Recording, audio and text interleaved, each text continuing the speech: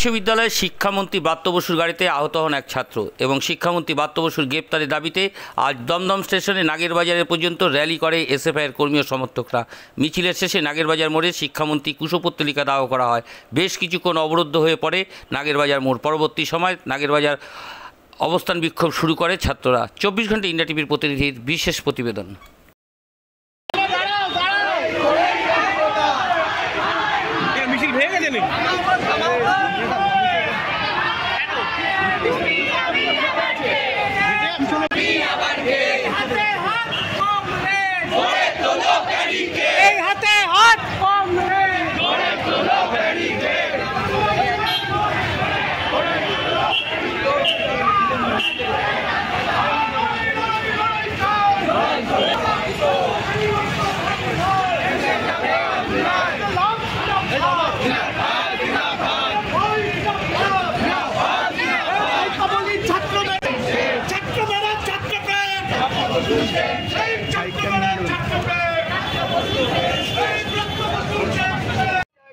এই 4 দিন 5 দিনে কোথাও যেখানে বিজেপি ছবিতে নেই সেখানে কয়েকটা হনুমানের বাচ্চা যাদবপুরের 4 নম্বর গেটে গিয়ে এবিভিপির পতাকা লাগাচ্ছে।